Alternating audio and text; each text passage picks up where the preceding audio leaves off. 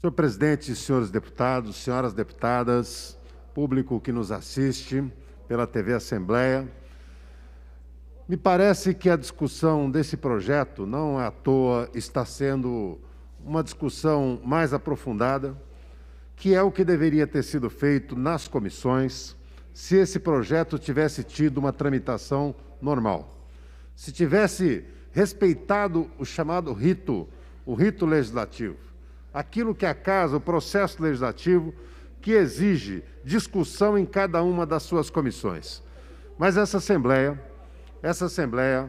tomou, está transformando está normalizando o que não deveria, o que deveria ser absoluta exceção. Aqui, quando tem qualquer dificuldade nas comissões, ou dificuldade de quórum, inclusive, nas comissões, a solução é rápida. A solução é nomear o chamado relator especial.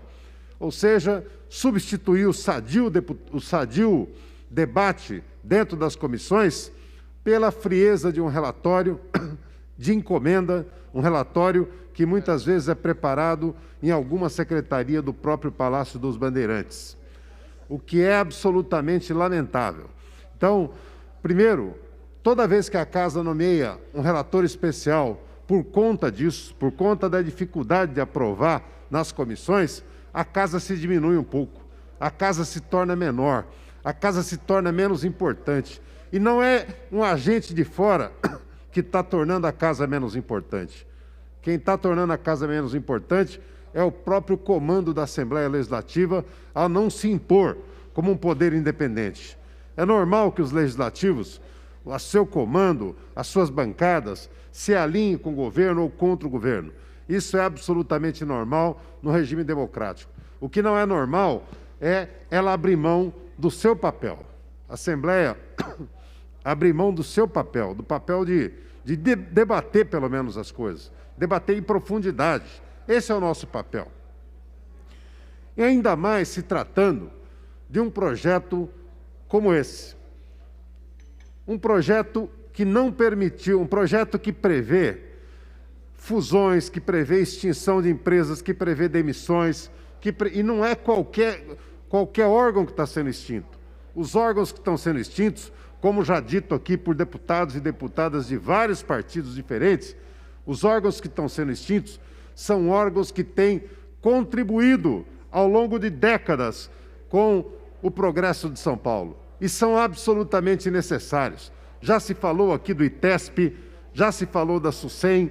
O ITESP, essa história de colocar a questão da regularização fundiária sob comando do Ministério da Agricultura, meu querido amigo deputado, que fez um belo discurso aqui, teatral como sempre, nosso querido deputado Barros Munhoz, Vossa Excelência foi ministro da Agricultura. A agricultura, ela não é para cuidar de regularização fundiária. O INCRA, ao ser transformado, ido para o Ministério da Agricultura, ele está deixando de cumprir a sua função, perdeu a liberdade, porque muitas vezes o Ministério da Agricultura, e ainda mais transformaram também o Ministério do Desenvolvimento Agrário, junto com a agricultura. São questões de natureza diferente. O MDA servia para pequena propriedade, servia para apoiar os pequenos agricultores. O Ministério da Agricultura, tradicionalmente, trabalha com as grandes produções. Ele não tem, vamos dizer, expertise para cuidar dos pequenos, que é o que deveria ter sido feito. Pois bem, ao ITESP, ao passar aqui para a Secretaria de Agricultura, deputado Barros Munhoz, novamente, ele incorre no mesmo erro. O ITESP, que é um órgão que sabidamente presta um serviço extraordinário no nosso Estado. Ele vai se apequenar, ele vai sumir no emaranhado que uma secretaria, às vezes comporta, deputado Ed Thomas. Sabe, eu nem falo, porque eu moro numa região metropolitana, onde o ITESP não tem atuação, que é a região de Osasco. Mas eu fico olhando, como é que é isso no Pontal do Paranapanema?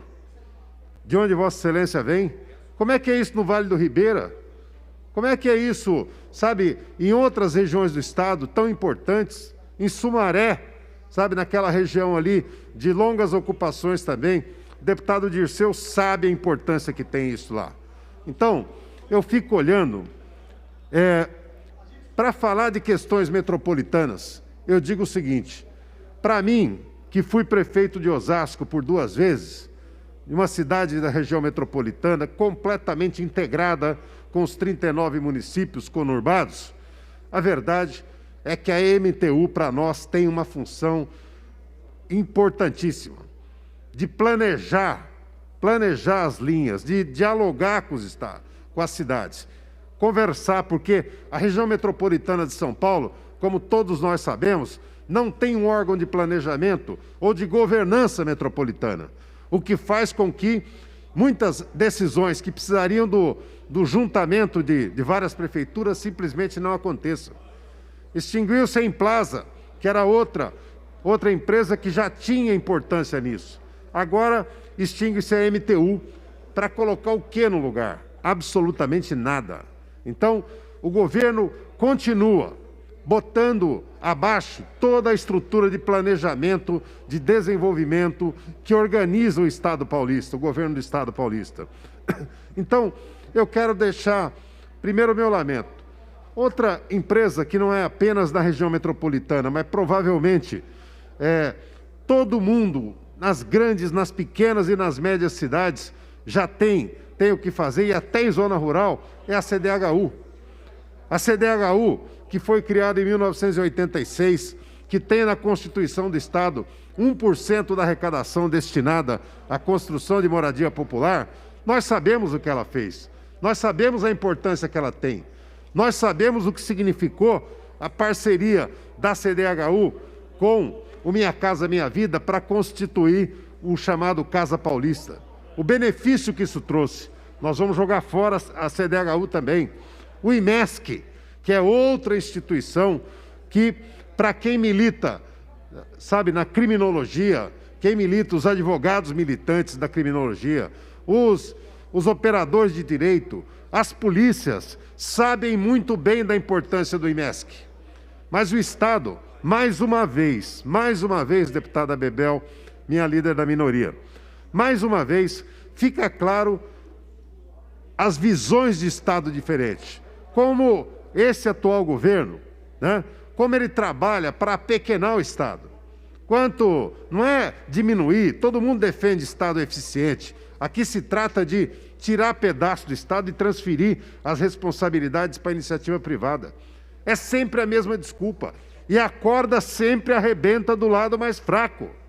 Porque pega-se, você tem um problema fiscal para resolver, você tem um problema de equilíbrio de contas para resolver.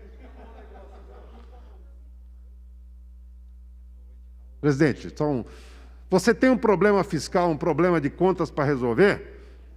Bom, ao invés de pegar, você tem várias formas de resolver esse problema, como todo mundo sabe. Você tem reforma tributária, você tem taxação de grandes fortunas que alguns estados já fizeram, São Paulo não fez. Você tem a possibilidade de diminuir, se não acabar, se não zerar, pelo menos diminuir a quantidade de desonerações que se recebe, que é uma caixa preta, todo mundo sabe. Aqui não tem deputado que saiba quais os setores e quais as empresas em São Paulo são beneficiadas pela desoneração fiscal. Porque é uma coisa que não é divulgada. Não tem site da transparência onde você encontra essa informação. Os representantes da imprensa aqui podem procurar. Ah, tá bom. Você não vai encontrar lugar nenhum onde essa informação está. Mas poderia diminuir. Se ele diminuísse de 20 bilhões para 10 bilhões, você já teria coberto o déficit suficiente. Seria recurso suficiente para cobrir o déficit que o mão de tesoura do Mauro Ricardo, ele acusa de ter. É evidente, todo governo, volta e meia, com pandemia ou sem pandemia, você tem problema de equilíbrio fiscal. E tem que tomar providência. E toma, e volta ao leito normal. São Paulo, agora, vai trabalhar, vai na contramão. Ao invés de tirar dos grandes, tira daqueles órgãos que são mais fundamentais para o Estado crescer. E sempre arrebenta, como sempre, no funcionalismo. Ele é o bode expiatório de tudo. Tudo que se faz. E ainda vai na contramão do que deve ser feito agora, da diminuição de impostos, vai no sentido de aumentar os impostos de um setor tão fundamental como é a questão dos medicamentos. Eu sei o que significa a FURP. Eu sei porque durante os 8 anos que eu governei Osasco, eu sei o que a FURP significa de bom. Maurici também foi prefeito de Franco da Rocha. E os demais aqui que foram prefeitos sabem. A FURP é quem socorre as prefeituras na hora H.